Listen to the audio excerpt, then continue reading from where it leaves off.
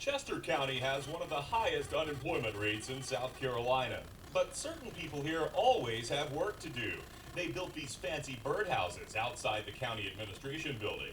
And inside, they built this fancy desk for county council to sit behind. These guys do hard work. They don't do easy work. This is hard work that they do. And they do it for free, or at least for freedom.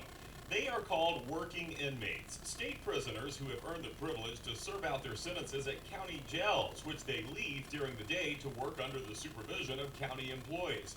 Chester County has 31 of these inmates, more per capita than any other county. John Massey wants to change that. I don't think Chester County should be allowed to use prison inmates. In 2007 and 2008, Massey worked for the county's maintenance department, where he was assigned to supervise a working inmate. The inmate had a girlfriend who worked at the county health department. He met her while doing a job there. Massey says his boss told him anytime they were caught up on their work, Massey should take the inmate to see his girlfriend. He says this resulted in several trips to the health department every week. It's the first time in my whole working career that I've ever been ashamed of what I had to do to keep a job. He says what bothered him the most was the inmate was in prison for killing his last girlfriend. Yet here he was allowed to make a new one while still in custody. And to me, that's victimizing the victim twice. They're being victimized by the criminal. But again, like I say, they're also being victimized by the system that's supposed to see to it that the punishment fits the crime.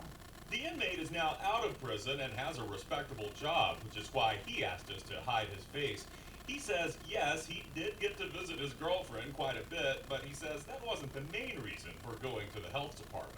The priority reason was to go there and do maintenance, do whatever, change the light bulb, toilers, or whatever like that, but I met a friend over there at the health department, and I'd be able to say to her, Either way, the visits violate Department of Corrections rules, which say all visits must take place at the local jail under supervision. Part of this story is about what inmates are said to have gotten away with while under the supervision of Chester County. The other part is about what happened after John Massey took those allegations to county and state officials. Carlisle Roddy is the county supervisor. When we first asked him about Massey's claims, here's how he responded. I don't know anything about that. You don't know anything about it? No, sir, I do not. Never heard that before? No, I have not. And you've never heard before of the Except when visits you to the asked me girlfriend? the other day about it.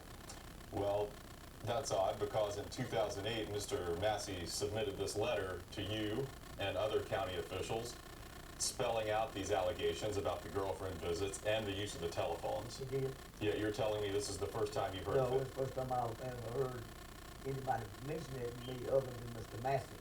How thoroughly did you investigate his claims? We sent it back to the sheriff's department. They had slid and interviewed everything about this. But this letter from state law enforcement says they have no record of investigating the matter. The Department of Corrections did investigate, but not until April 2010, after Massey contacted them. SCDC's Director of Compliance says they found no evidence of wrongdoing. I'm not saying that they were outright fabrication. I'm saying we were not able to substantiate it to the extent that we would be taking action based upon it. He admits his investigator never interviewed the inmate or his girlfriend. He says he did put Chester County on notice, telling them any future violations could result in removal of state inmates. The county supervisor says that would be a shame because their labor has saved taxpayers a pile of money. Massey wonders at what cost. You're placing money over justice? I think justice should come before money.